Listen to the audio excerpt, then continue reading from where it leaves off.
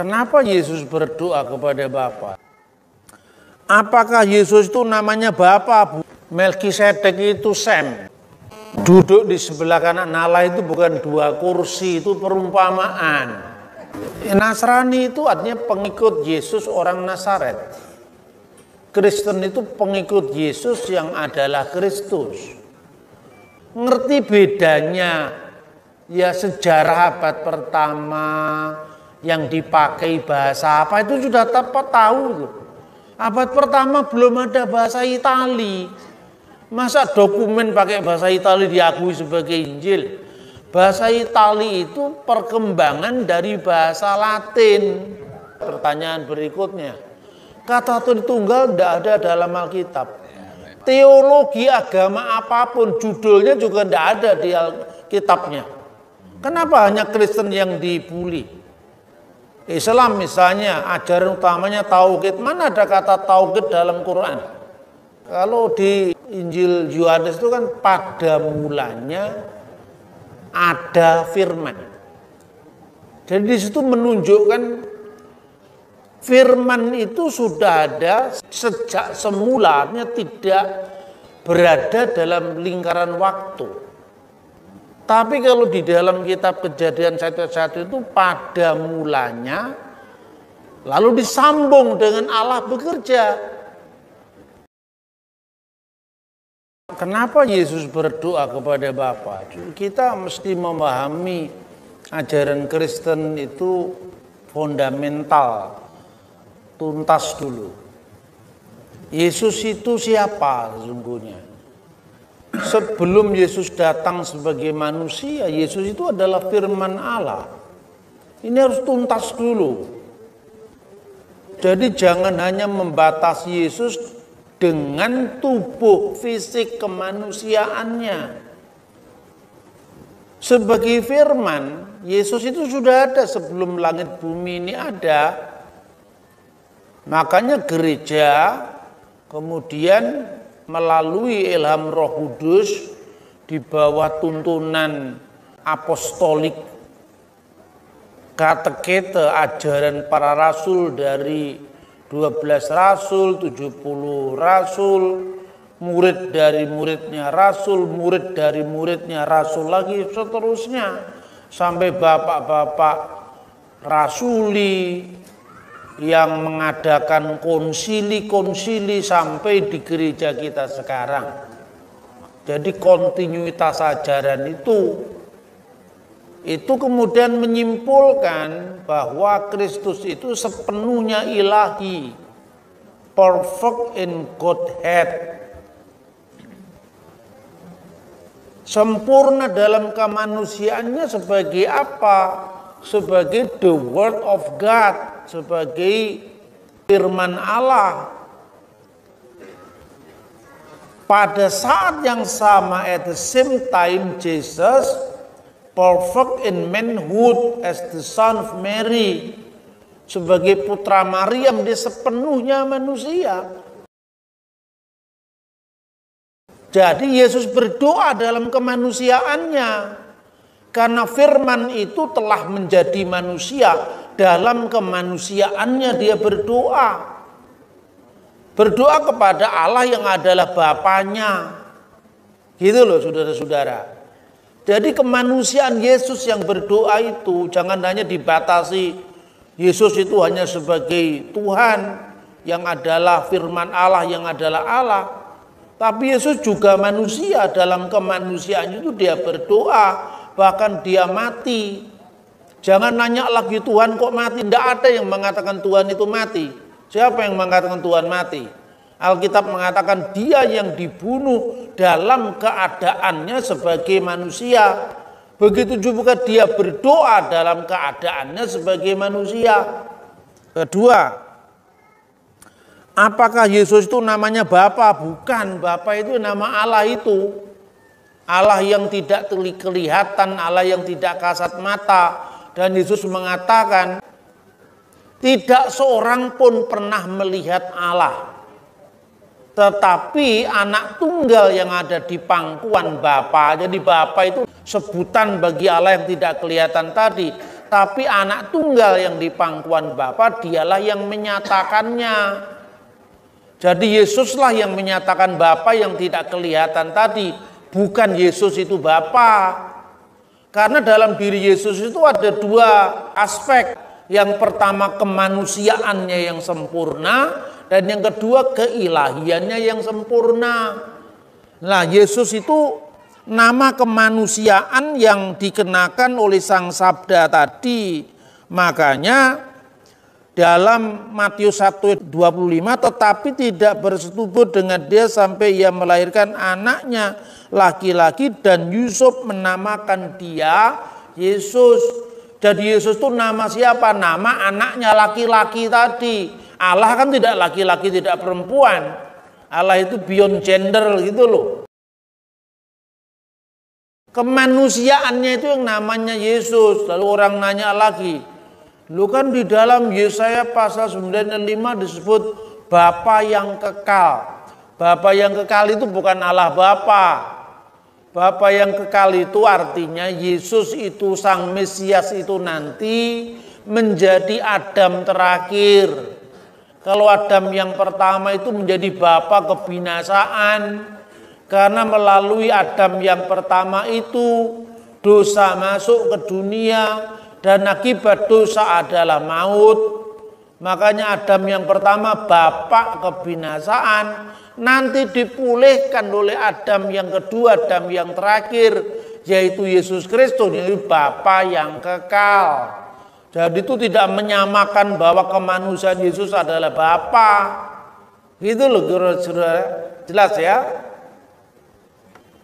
Melkisedek itu Sem. Gak ada urusannya itu dengan tokoh-tokoh Adi Kudrati, kecuali dalam tafsiran orang-orang kumeran di Laut Mati. Dalam tafsir-tafsir yang bersifat historis, Melkisedek itu adalah Sem yang masih hidup 10 generasi kemudian. Hitung saja umur-umur manusia saat itu. Jadi Melkisedek itu Sem, itu imam pertama dari hukum Nuh.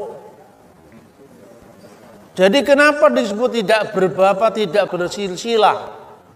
Ya karena begini, Kristus itu memiliki 3 matra, satu imam, nabi, raja. Dia sebagai nabi jelas itu kan nubuat Nabi Musa. Nabi mihirbeka meahika kamuni yakim Adonai Elohika alaftismaun. Seorang nabi di tengah-tengahmu, di tengah-tengah Israel. Meahika di antara saudaramu. Yesus lahir dari suku Yehuda, Musa lahir dari suku Lewi, maka bersaudara. Yang seperti aku, seperti Musa. Makanya Yesus itu nabi Eksodus. Musa juga nabi Eksodus, mengeluarkan umatnya dari penindasan. Misi besar Musa namanya Paskah. Makanya ketika anak-anak sulung mati, Tuhan menulai bangsa Mesir, tapi Tuhan menyisakan kasihnya untuk orang Israel yang taat, yang di pintu-pintu rumahnya ada tanda darah. Dia akan lewat kematian itu. Maka dikatakan wiraiti et hadam ufesahti alaikem. Dan apabila aku melihat tanda darah itu, maka fesahti, aku akan lewat. Maka kata Pesah itu menjadi Passover. Kalau Paskahnya Musa itu keluaran dari tanah Mesir menuju ke tanah perjanjian, Paskah Kristen itu adalah kebangkitan Yesus yang menjamin hidup yang kekal bagi setiap orang yang percaya kepadanya, tidak binasa melainkan memperoleh hidup yang kekal. Simbolnya pun juga tetap, roti dan anggur selalu ada di sana. Orang Yahudi memecah-mecahkan roti, memberkati dan mengatakan dalam bahasa Aramaik, halakma annia diakalu afaktana bi'ar amisraim. Inilah roti sengsara yang dimakan nenek moyang kita di Mesir. Yesus dengan roti yang sama mengatakan, inilah tubuhku yang dipecah-pecahkan. Jadi kesamaan itu sangat jelas dengan Musa. Kalau itu berlaku bagi Nabi Arab atau Nabi Palestina atau Nabi Indonesia, tidak ada cocoknya. Ya, jadi kekhususan ini khusus yang benar-benar khusus. Kedua, Yesus adalah Raja. Itu disebutkan misalnya di dalam Mazmur Daud. Ya, Mesias itu Raja, maka disebut, duduklah kamu di sebelah kananku. Siflimini, duduklah kamu di sebelah kananku. Maka siapa yang disebut duduk di sebelah kanan itu? Yaitu Sang Mesias. Maka Mesias digelari dengan Adonai karena nubuat Mazmur pasal 110 ayat 1, Neum Hashem Laduni, firman Tuhan kepada Tuanku, pada Lord of Lord. Siapakah Tuanku, siapakah Adonai, siapakah Tuhanku itu? Maka dalam tafsir Yahudi dikatakan itu adalah Raja Mesias. Bahwa orang Yahudi belum percaya atau tidak percaya Yesus Mesias itu urusan lain, tapi kitabnya sama gitu loh. Yang ketiga baru imam besar, yaitu Mazmur pasal 110 ayat 4. Allah bersumpah dan dia tidak menyesal, engkau adalah imam untuk selama-lamanya menurut peraturan Melkisedek. Lah karena Melkisedek disamakan atau diparalelkan dengan Yesus. Imam itu kan harus keturunan Harun, keturunan Lewi. Kalau dilihat dari buku silsilah tidak muncul di sana. Mana ada nama Melkisedek keturunan Lewi? Melkisedek itu jauh sebelum Lewi, bahkan jauh sebelum Abraham. Makanya jawabannya di Ibrani pasal 7 ayat 14 bahwa Tuhan kita Yesus itu bukan dari Lewi, dari suku Yehuda, dan di suku Yehuda itu tidak ada yang jadi imam. Maka keimamatan dia harus keimamatan selama-lamanya. Keimamatan selama-lamanya itu disimbolkan dengan Melkisedek, tidak berbapak, tidak beribu, karena di silsilah Lewi tidak ada, tidak bersilsilah, di silsilah keimaman tidak ada, tapi karena pilihan Allah langsung. Duduk di sebelah kanan Allah itu bukan dua kursi, itu perumpamaan. Ya apa sih yang duduk di sebelah kanan Allah? Itu tadi Mazmur tadi, Neum Hashem Laduni, berfirmanlah Tuhan kepada Tuanku, Siflimini, duduklah di sebelah kananku. Bait Allah di Yerusalem itu memiliki 3 ruangan. Ruangan pertama itu adalah tanda kehadiran Allah, Sekinah Ilahi. Itu ruangan Maha Kudus. Lalu ruangan kudus, lalu halaman. Nah di dalam ruangan Maha Kudus itu sebelah kanan yaitu Istana Daud. Jadi duduk sebelah kananku, Mesias itu akan menjadi raja, segala raja yang kekal. Itu bukan artinya ada 2 kanan dan kiri, bukan. Tuhan kan nggak mengenal kanan dan kiri, atas dan bawah, karena Tuhan itu mengatasi ruang dan waktu. Jadi jangan membayangkan Yesus dalam kemanusiaannya. Itu menggambarkan apa? Kristus setelah bangkit dari orang mati, dia naik ke surga. Kemanusiaannya tetap ada, tapi kemanusiaan yang tidak lagi terikat oleh ruang dan waktu. Itu yang disebut tubuh surgawi. Makanya sekalipun sudah bisa ditandai, ada bekas paku di tangannya, yang dilihat Thomas dan dibuktikan Thomas dengan memegangnya sendiri, tapi dia bisa masuk ke ruangan ketika ruangan itu dikunci, bisa langsung menghilang ketika ketemu dengan Kleopas dan Lukas dalam Lukas pasal 24. Nasrani itu artinya pengikut Yesus orang Nazaret. Kristen itu pengikut Yesus yang adalah Kristus. Mula-mula Nasrani itu dipakai untuk orang Kristen berlatar belakang Yahudi. Jadi setelah Yosefus, ahli sejarah Yahudi abad pertama, kan mengatakan bahwa ada orang Saduki, orang Parisi, orang Aseni. Tetapi Cornelius Tacitus menambahkan satu lagi, yaitu orang-orang pengikut Yesus dari Nazaret. Nah, itu disebutkan juga dalam Kisah Rasul pasal 24 ayat 5. Bahwa Paulus disebut salah seorang dari sekte orang Nasrani. Nasrani itu pengikut Yesus dari kalangan Yahudi. Sementara kalau Kristiani itu Kristianoi jamaknya, Kristianos itu tunggalnya, itu disebutkan dalam Kisah Rasul 11 ayat 26, yaitu orang-orang Kristen yang dari latar belakang bukan Yahudi. Yang dari Nasrani tadi jemaat yang bersunat, yang Kristen itu jemaat yang tidak bersunat.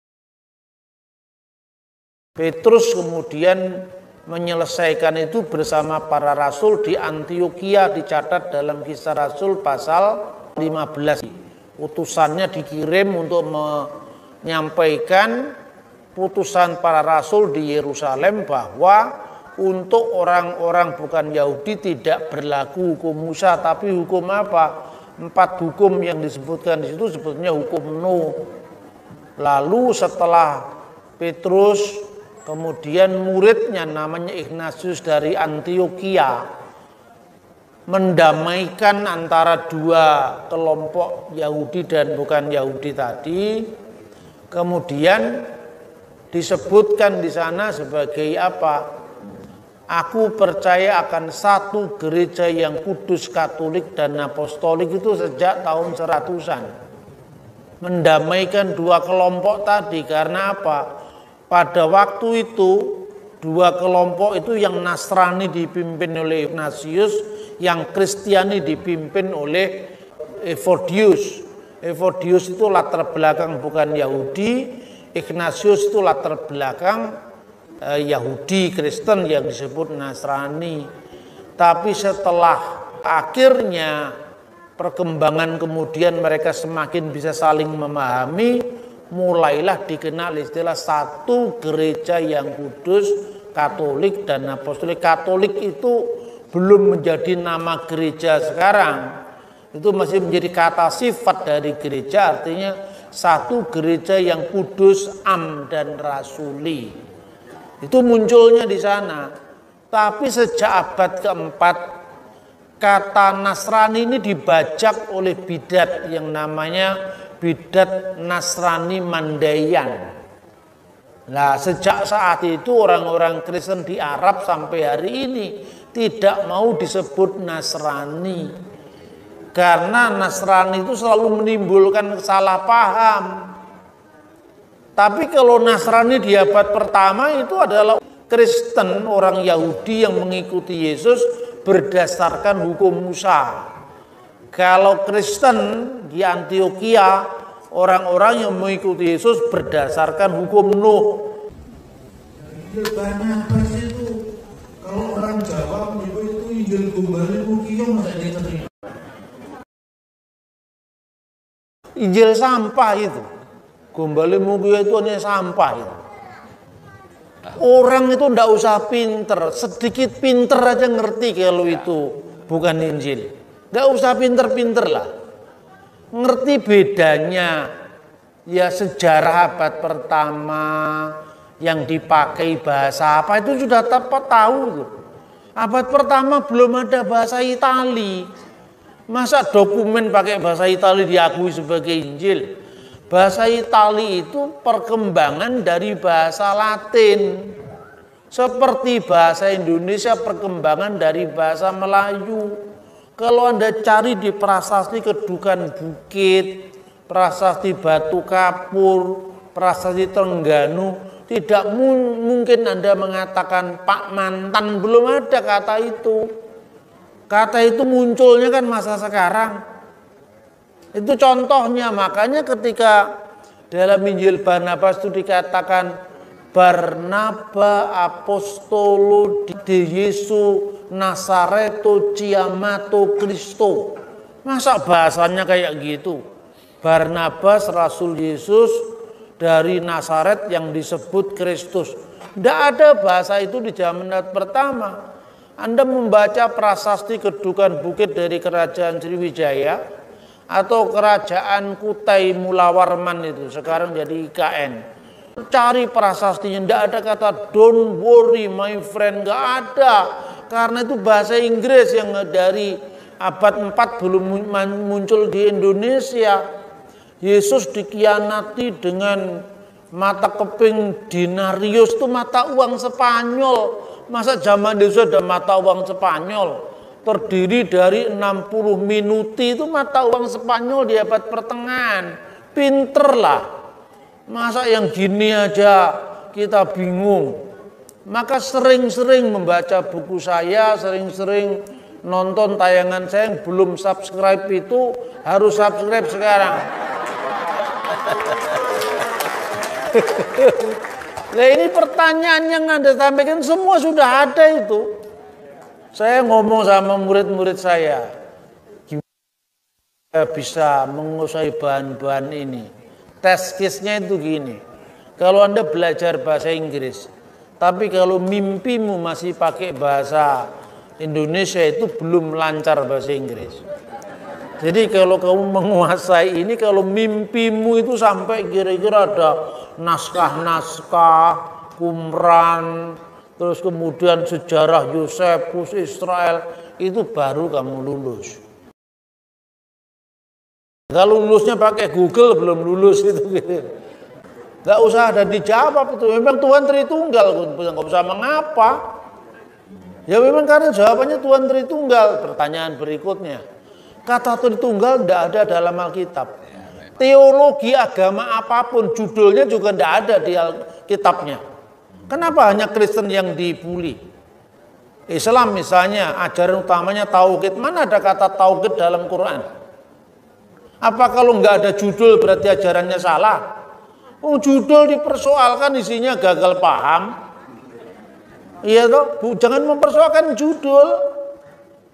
Maka kalau Anda sering dibully, itu harus tahan bantingan, akalnya dipakai supaya sekalipun kita tidak membuli orang lain, tapi bisa menjawab bulian orang lain.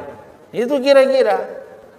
Tidak usah kita membalas ngejek dengan mengejek, tidak usah lah.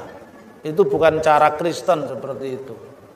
Ya, kalau di Injil Yohanes itu kan pada mulanya ada firman.